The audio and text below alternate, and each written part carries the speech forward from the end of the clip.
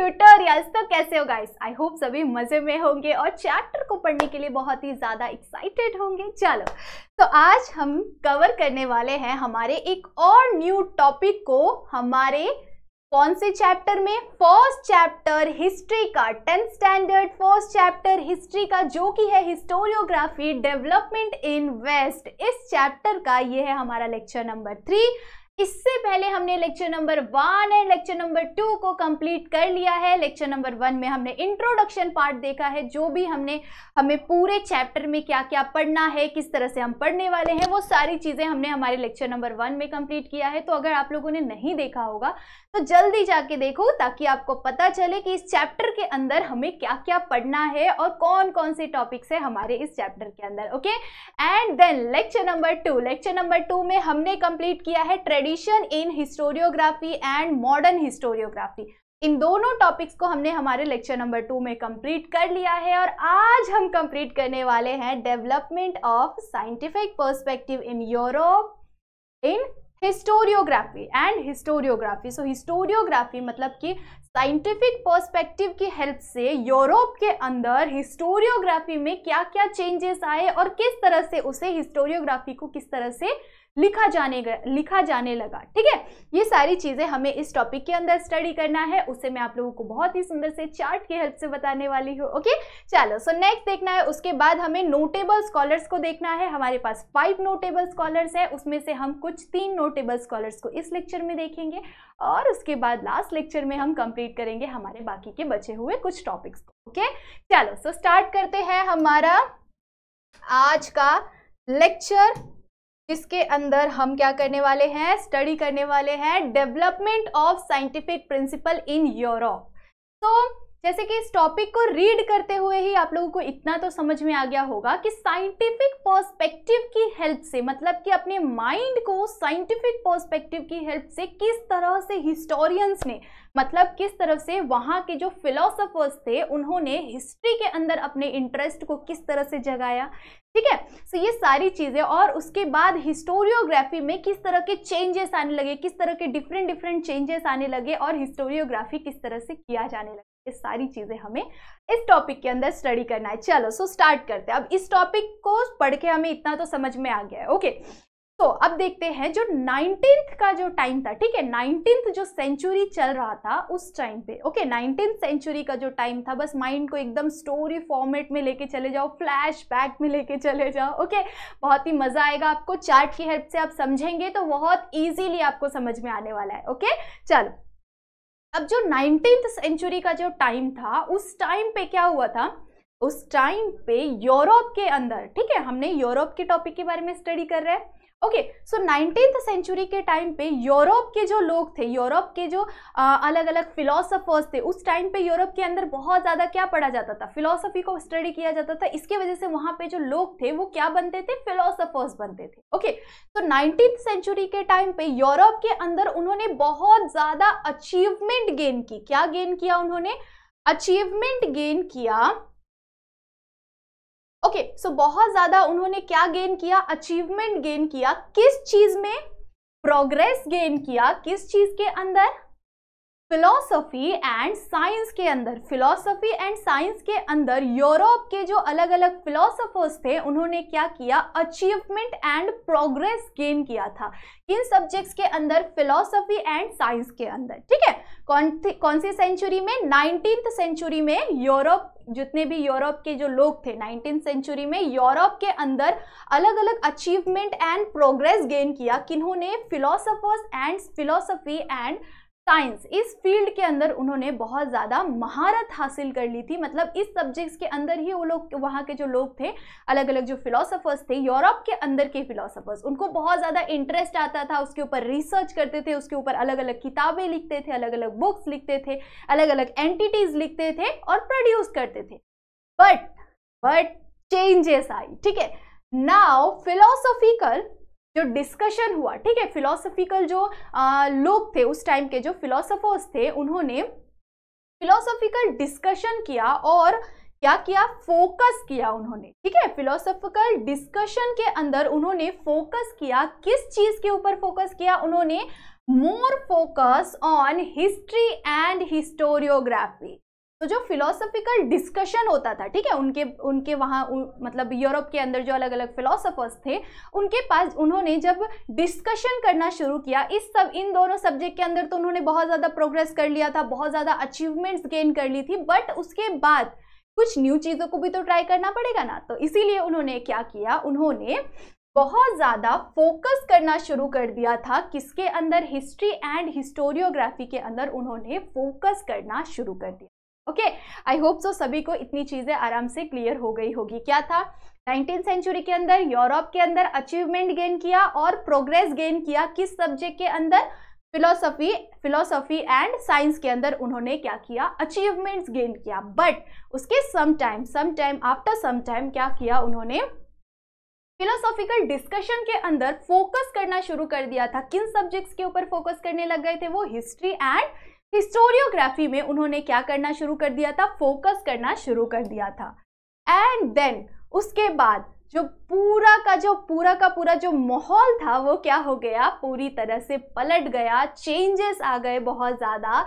This scenario began to change in 1737, ठीक है, 1737 century में ये पूरा सिनेरियो क्या हो गया था, चेंज हो गया था। और ज़्यादा से ज़्यादा जो लोग थे जर्मनी के अंदर, यूरोप के अंदर, मतलब जर्मनी के अंदर जो जितने ज़्यादा लोग थे सभी के सभी क्या करने लग गए थे, बहुत ज़्यादा फोकस करने लग गए थे किस चीज़ के ऊपर, हिस्ट्री एंड हिस्टोरियोग्राफी के ऊपर। ओके, किस तरह से किए वो इस चार्ट की हेल्प से हम समझेंगे। ओके, तो पूरा सिनेरियो क्या हो गया, चेंज हो गया। कौन से टाइम पे चेंज हो गया सिनेरियो हमारा, 1737 सेंचुरी के अंदर ये पूरा सिनेरियो क्या हो गया था, चेंज आ गया था। कहाँ पे चेंज आ गया था, जर्मनी के अंदर क्या हुआ था, ये सिनेरियो पूरी तरह से चेंज हो गया था। ठीक है, जर्मनी के कौन से प्लेस पे, जर्मनी में एक कॉटिंजेन यूनिवर्सिटी था, उसके अंदर क्या होने लग गया था, इस चीज के ऊपर बहुत ज्यादा रिसर्च होने लग गया था। और फर्स्ट टाइम उन्होंने क्या किया था, इंडिपेंडेंट, ठीक है, फर्स्ट टाइम उन्होंने इंडिपेंडेंट एक डिपार्टमेंट बनाया था। किस चीज का, इंडिपेंडेंट डिपार्टमेंट ऑफ हिस्ट्री बनाया था। किसने बनाया था, कॉटिंजेन यूनिवर्सिटी ने। ठीक है, क्या बनाया था, फर्स्ट टाइम, मतलब पूरे वर्ल्ड में, ठीक है, पूरे वर्ल्ड में फर्स्ट टाइम जर्मनी के अंदर जो कॉटिंजेन यूनिवर्सिटी है, इस कॉटिंजेन यूनिवर्सिटी के अंदर हिस्ट्री के बारे में पहली बार एक इंडिपेंडेंट डिपार्टमेंट बन गया था। और उस इंडिपेंडेंट डिपार्टमेंट के अंदर पूरी तरह से हिस्ट्री के बारे में रिसर्चर्स करने लग गए थे, अलग अलग बुक्स आने लग गए थे, हिस्ट्री को किस तरह से लिखा जाएगा, ये सारे रिसर्चर्स किसके अंदर होने लग गए थे, कॉटिंजेन यूनिवर्सिटी के अंदर होना शुरू हो गया था। ओके, तो जब भी आपको एग्जाम में क्या आएगा, क्वेश्चन किस तरह से आ सकता है आपको, first time independent department of history कहाँ पे हुआ था, सो इन कॉटिंजेन यूनिवर्सिटी के अंदर क्या हुआ था, first independent department of history बन गया था। ओके, आफ्टर दैट और भी बहुत सारी चीजें हुई होंगी। ठीक है, तो after that other German universities ने भी क्या करना शुरू कर दिया था, उनका कॉपी करना शुरू कर दिया था। अब देखो, अगर हमारे अड़ोस मतलब जितने भी आजू बाजू के जितने भी स्कूल्स या कॉलेजेस या अड़ोसी पड़ोसी होते हैं हमारे, अगर हमने किसी चीज के अंदर अचीवमेंट गेन किया या हमने कोई तो भी चीज अच्छा किया होगा, तो सभी लोग क्या करते हैं, उसकी कॉपी करना शुरू कर देते हैं। जैसे अगर हमारे कॉलेज ने या फिर हमारे स्कूल ने कुछ अच्छी चीजें की हुई होगी, तो क्या करते हैं, आसपास के जितने भी स्कूल कॉलेजेस होते हैं वो भी उस चीज को फॉलो करना शुरू कर देते हैं, उसी चीज को आगे ले जाने की ट्राई करते हैं, कि नहीं।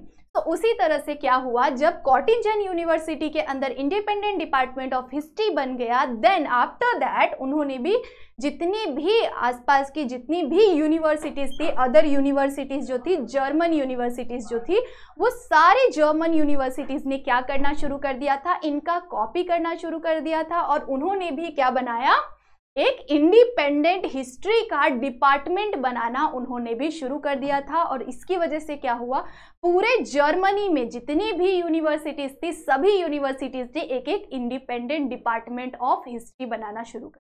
इंडिपेंडेंट डिपार्टमेंट ऑफ हिस्ट्री क्या होता है, अब जैसे सपोज अगर आपने आईटी लिया है, ठीक है, तो अगर मैं सपोज मैं मानती नहीं, मैं हूँ आईटी की स्टूडेंट, ओके, तो हमारा क्या होता है, जैसे अदर अलग अलग जितने भी सब्जेक्ट्स होते हैं उसी तरह से एक आईटी भी सब्जेक्ट होता है, तो उसके भी क्या होते हैं, एक एचओडी होता है। एचओडी का मतलब क्या होता है, हेड ऑफ द डिपार्टमेंट, ठीक है। सो उसी तरह से हिस्ट्री का एक अलग डिपार्टमेंट होता है, जियोग्राफी का अलग डिपार्टमेंट या साइंस का अलग डिपार्टमेंट। तो इसी तरह से क्या होता है, हर एक पर्टिकुलर सब्जेक्ट के अलग अलग डिपार्टमेंट्स होते हैं। उसी तरह से हिस्ट्री का भी क्या होने लग गया, एक इंडिपेंडेंट डिपार्टमेंट होने लगा। उससे पहले नहीं होता था, ठीक है। 19th सेंचुरी के टाइम पे नहीं होता था। 17th सेंचुरी में कहाँ पे होना शुरू किया, जर्मनी के अंदर कॉटिंजन यूनिवर्सिटी में। ओके चलो, तो इसी तरह से पूरे जर्मनी में क्या होने लग गया था, अलग जितनी भी यूनिवर्सिटीज थी उन्होंने भी क्या कर लिया, एक इंडिपेंडेंट डिपार्टमेंट बनाना शुरू कर दिया। ओके, उसके बाद क्या हुआ, उसके बाद जो जर्मनी है वो क्या बन गया, become centre of historical study का, ठीक है। सो हिस्टोरिकल स्टडी का जर्मनी क्या बन गया, एक सेंटर बन गया, एक सेंटर पॉइंट बन गया, जहां पे सबसे ज्यादा हिस्ट्री को पढ़ा जाने लग गया, हिस्ट्री को समझा जाने लगा, हिस्ट्री को लिखा जाने लग गया, अलग अलग हिस्ट्रीज को क्रिएट किया जाने लग गया। सो सबसे मेन सेंटर कहाँ पे बन गया था, जर्मनी के अंदर बन गया था, और उसी के हेल्प से क्या होने लग गया, हिस्टोरिकल रिसर्चेस और ज्यादा तेजी से होने लगे, ठीक है। आई होप सो सभी को इस स्तर तक ये टॉपिक आप लोगों को बढ़िया तरीके से क्लियर होगा। ओके चलो, सो फटाफट से इस चार्ट का आप स्क्रीनशॉट ले सकते हैं, आपको बहुत ज्यादा हेल्पफुल होगा। इस चार्ट का भी अगेन आप ले सकते हैं, इसे यहाँ पे मैं इसे डिलीट करती हूँ ताकि आप लोगों को समझने के लिए और अच्छी तरह से इजी हो जाए। ओके सो इस चार्ट और वो चार्ट, वो दोनों चार्ट हमारा कंबाइन है, बट यहाँ पे मैं एक साथ नहीं ड्रॉ कर सकती थी, इसीलिए मैंने इस पूरे टॉपिक को यहाँ पे ओवर किया। ओके सो हमारा डेवलपमेंट ऑफ साइंटिफिक पर्सपेक्टिव ये हमारा यहाँ पे कंप्लीट हो रहा है। ओके चलो, सो इसके आगे हम स्टडी करने वाले हैं कौन से टॉपिक के ऊपर। Our next topic is notable scholars. Notable scholars क्या होता है, अब नोटेबल का मतलब क्या होता है, नोट करने लायक, है कि नहीं, कुछ चीजें नोट करने लायक। और स्कॉलर का मतलब क्या होता है, जो बहुत ज्यादा ज्ञानी होते हैं उसे हम क्या कहते हैं, स्कॉलर कहते हैं। ओके तो नोटेबल स्कॉलर्स के बारे में स्टडी करना है, मतलब ऐसे लोग जिन्होंने हिस्ट्री और हिस्टोरियोग्राफी में अपना बहुत ज्यादा योगदान दिया हुआ है, और उनके बारे में हमें क्या करना पड़ता है, बहुत ज्यादा पढ़ना पड़ता है, बहुत ज्यादा स्ट्रेस आता है कि नहीं।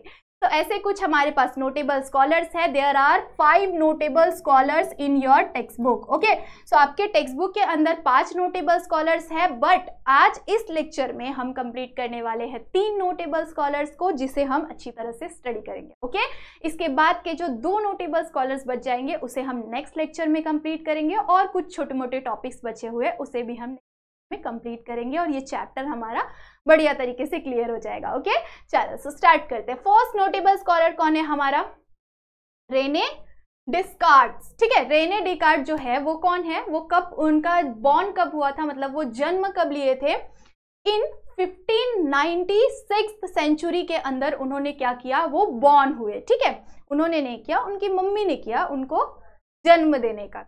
ओके एंड उनका डेथ कब हुआ, इन 1650 सेंचुरी में क्या हुआ, इन 1650 सेंचुरी में क्या हुआ, उनका डेथ हो गया, ठीक है।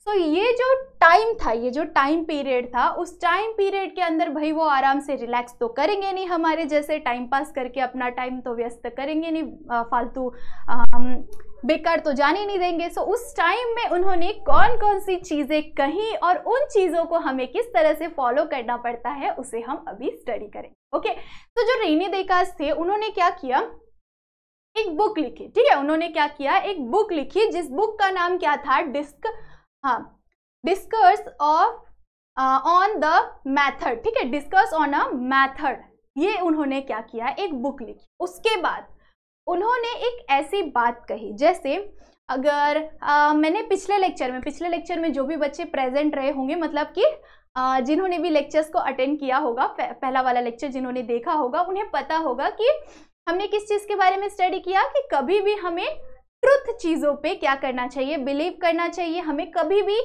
जो हमें कुछ भी आलतू फालतू कोई भी इलॉजिकल बातें आके बता दे, कुछ भी चीज़ें आके बता दे, तो हमें उस हिस्ट्री के ऊपर बिलीव कभी नहीं करना चाहिए, है कि नहीं। हमने इस चीज़ को स्टडी किया हुआ है। तो उसी तरह से जो रेने डिस्कार्ड्स थे उन्होंने भी क्या कहा कि कि आपके सामने जो भी हिस्ट्री प्रेजेंट की जा रही है या फिर आपको जो भी चीजें बताई जा रही है उस चीज पे आपको तब तक यकीन नहीं करना है जब तक आपके माइंड के अंदर जितनी भी क्वेश्चंस है उस टॉपिक के अंदर वो क्लियर ना हो जाए, ठीक है। So never believe on false thing, जैसे कुछ भी झूठी चीजों पे, कुछ भी गलत चीजों पे आपको तब तक विश्वास नहीं करना है जब तक आप उसके रिलेटेड जितने भी डॉक्यूमेंट्स आपके सामने प्रेजेंट ना कर दिया जाए, उसको जब तक आपके सामने रियल ट्रूथ प्रेजेंट ना कर दिया जाए तब तक आपको उस चीज पे विश्वास नहीं करना चाहिए। सो उन्होंने क्या कहा कि सिर्फ नेवर एक्सेप्ट एनीथिंग, वो बोलते हैं कि कुछ भी चीजों को एक्सेप्ट मत करो, सिर्फ और सिर्फ ट्रुथ को एक्सेप्ट करो, और जब तक ट्रुथ आपके सामने नहीं आ जाता तब तक उसके ऊपर रिसर्च करते रहो, उसको एग्जामिन करते रहो उस टॉपिक को, और उसके बाद ही आप क्या करो, इस चीज को किसी के सामने प्रेजेंट करो। ओके, सो इस चीज को किसने कहा, इस चीज को रेने देकार्त ने कहा, ठीक है। उन्होंने ट्रुथ पर बिलीव करना बताया हमें, कुछ भी आलतू फालतू चीजें हमें बताई जाए तो उस पर हमें कभी विश्वास नहीं करना चाहिए। इस चीज को उन्होंने हमारे सामने प्रेजेंट किया है। ओके, आई होप सो सभी को क्लियर हो गया होगा कि हमें किस चीज पर बिलीव करना चाहिए। ओके, चलो, so our next notable scholar is Voltaire. Voltaire कौन थे? वोल्टेयर हमारे नेक्स्ट एक नोटेबल स्कॉलर थे जो बॉर्न कब हुए थे? बॉर्न हुए थे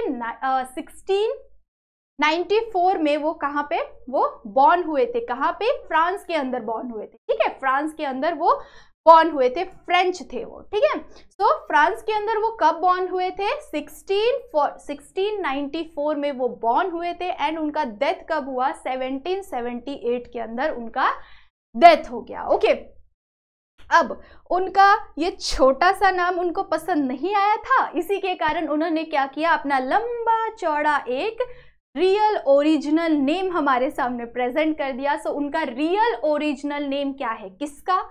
वोल्टेयर का। वोल्टेयर का रियल ओरिजिनल नेम कौन सा है?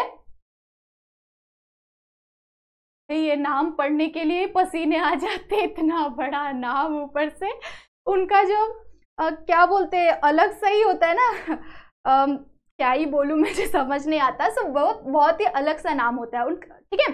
चलो, सो उसको ट्राई करते हैं, हम अपने टंग में पढ़ने की कोशिश करते हैं।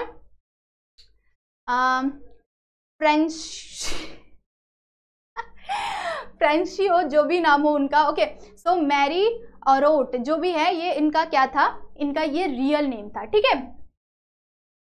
फ्रैंकोइस, ठीक है, फ्रैंकोइस मैरी अरोट, ये क्या था? उनका रियल नेम था। और वो कहाँ पे बॉर्न हुए थे? ही वॉज फ्रेंच, ठीक है, he was French and he was born in France, ठीक है। वो फ्रांस के अंदर बॉर्न हुए थे, और वो कौन थे? फ्रेंच फिलोसोफर्स थे, ठीक है, फ्रेंच फिलोसोफर थे। ओके, एंड उन्होंने क्या कहा? अब सारे लोग जितने भी हमारे स्कॉलर्स हैं, नोटेबल स्कॉलर्स हैं, उनका कुछ ना कुछ बोलना तो जरूरी है। ये भी इतने लंबे समय तक जिंदा थे, तो अब उनको कुछ ना कुछ तो बोलना जरूरी है ना। तो उन्होंने भी कुछ ज्ञान की बातें हमें बता के गए हैं, जिसकी हेल्प से हमें हिस्ट्री के अंदर बिलीव करना चाहिए। चलो, उनकी भी बातों को स्टडी करते हैं।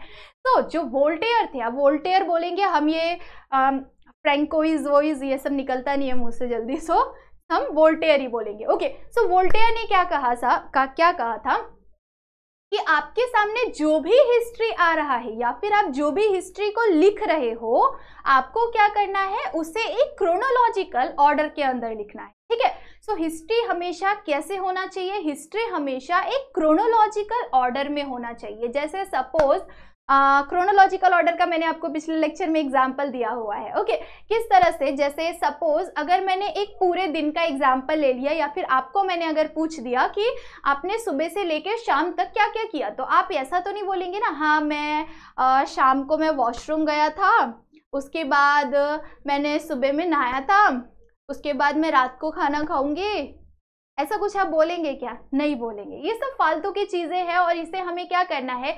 एक ऑर्डर के अंदर हमने नहीं डाला है, हम कुछ भी रैंडमली कभी भी कुछ भी बता रहे हैं। बट उन्होंने क्या कहा? वोल्टेयर ने क्या कहा कि जो भी हम हिस्ट्री लिख रहे हैं या फिर जो भी आप हिस्ट्री लिख रहे हो, उसे क्या करना है? क्रोनोलॉजिकल ऑर्डर में लिखना है। अगर कोई भी चीज हो रहा है, सो देन उसके बाद कौन आया, उसके बाद किसने क्या किया, फिर क्या हुआ, ये इस तरह से आपको क्या करना है, एक क्रोनोलॉजिकल ऑर्डर के अंदर। जैसे अगर आप कोई मूवी देखते हैं तो आप बीच से देखेंगे या लास्ट में देखेंगे तो आपको समझेगा, नहीं समझेगा। आप स्टार्टिंग से एंड तक पूरी तरह से देखेंगे तो आपको समझेगा। ओके, तो वोल्टेयर ने क्या कहा, वोल्टेयर ने हमें कहा हिस्ट्री कैसे होना चाहिए, क्रोनोलॉजिकल ऑर्डर में होना चाहिए, और साथ ही साथ हिस्ट्री के अंदर सिर्फ और सिर्फ जो नेता है या जो कोई भी पॉलिटिशियन है या फिर कोई भी महाराजा राजा जो भी है, सिर्फ उनको नहीं दिखाना है, सिर्फ उनको ही नहीं दिखाना है, उनसे रिलेटेड जो लोकल पीपल है या फिर जो राजा महाराजा है या जो भी पॉलिटिशियन है,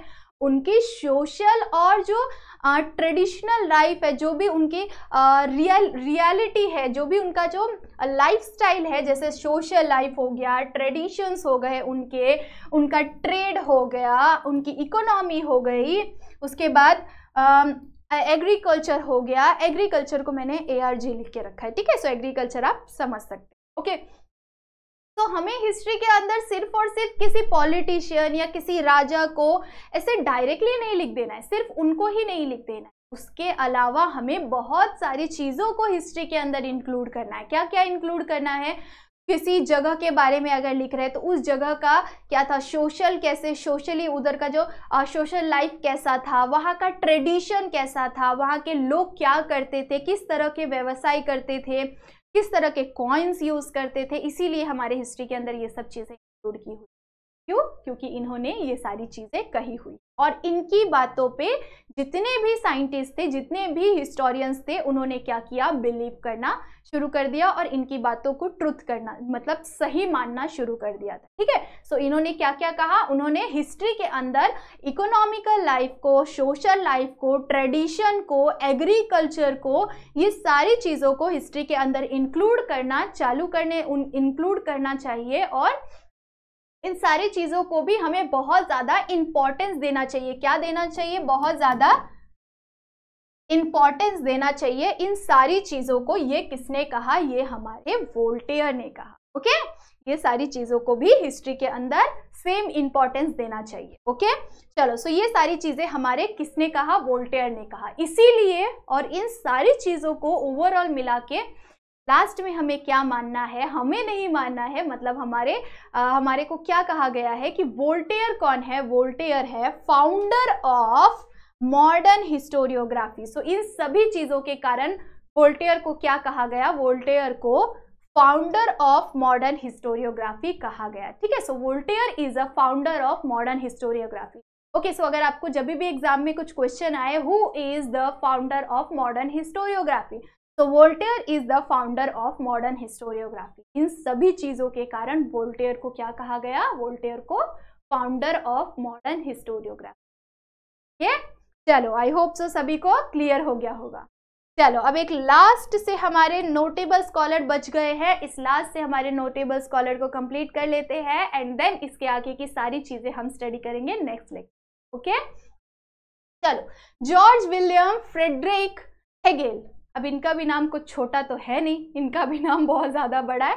चलो, सो हम इनको हेगेल ही कहेंगे। और ये बॉर्न कब हुए, हेगेल बॉर्न कब हुए, 1770 सेंचुरी में वो कहाँ क्या हुए, बॉर्न हुए, एंड 1831 सेंचुरी में क्या हुए, वो डेथ हो गए। ठीक है, अब इस लंबे पीरियड में इन्होंने भी कुछ तो भी बातें कही होगी, कुछ तो भी लिखा होगा, ये सारी चीज़ें हमें स्टडी करना है। ओके, तो वोल्टेयर कहाँ के थे, वोल्टेयर एक जर्मन के फिलोसोफर थे, मतलब जर्मन के साइंटिस्ट मानो या फिलोसोफर मानो, वो कहाँ के थे, जर्मन के थे। ठीक है, सो वो जर्मनी के अंदर बॉर्न हुए थे और वो एक जर्मन फिलोसोफर।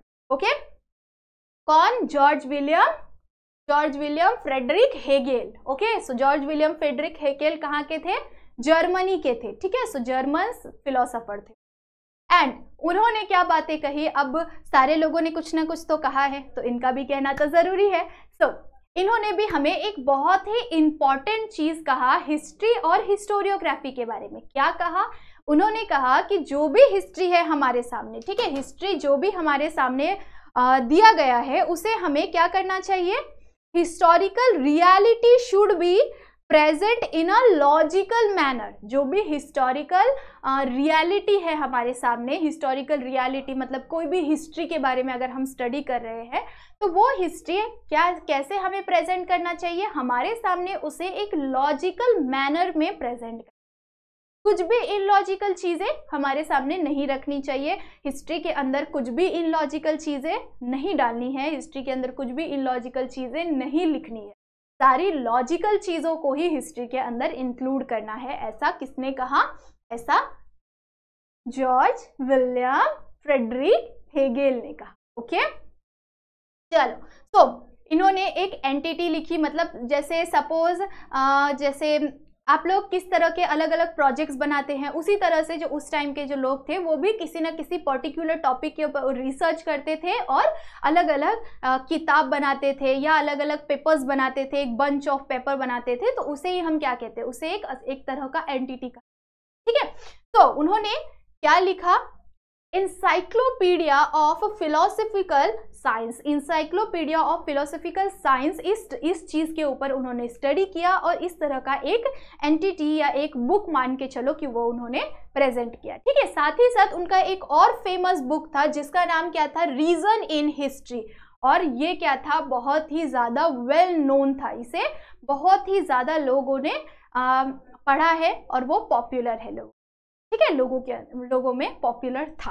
ओके, चलो, सो इसे एक बार शॉर्ट में देख लेते हैं। वो कहाँ के साइंटिस्ट थे? जर्मनी के साइंटिस्ट थे। उन्होंने क्या कहा कि जो भी हिस्ट्री हमारे सामने है उसे एक लॉजिकल मैनर में प्रेजेंट करो, कुछ भी इनलॉजिकल नहीं होना चाहिए हिस्ट्री के अंदर, ठीक है। साथ ही साथ उन्होंने क्या एंटिटी प्रेजेंट की, मतलब उन्होंने किस तरह का एक बुक लिखा? Encyclopedia of philosophical science. इस बुक को उन्होंने लिखा। साथ ही साथ एक और चीज उन्होंने क्या लिखा? Reason in history. Reason in history इस बुक को उन्होंने लिखा और जो कि बहुत ही ज्यादा वेल नोन था। ओके, आई होप सो सभी को हमने आज जितनी भी टॉपिक के बारे में स्टडी किया है वो बढ़िया तरीके से क्लियर हो गया होगा। ओके, चलो, सो अगर अच्छी तरह से समझ में आया, अच्छा लगा आपको लेक्चर, तो क्या करना है? वीडियो को लाइक जरूर से करना है और अपने सारे फ्रेंड को शेयर जल्दी से करो कि लेक्चर्स आने शुरू हो गए हैं, पढ़ाई शुरू से स्टार्ट करनी है। ओके, चलो, अगर चैनल पे न्यू हो तो चैनल को सब्सक्राइब भी कर देना। तब तक के लिए बाय बाय, मिलते हैं नेक्स्ट लेक्चर में।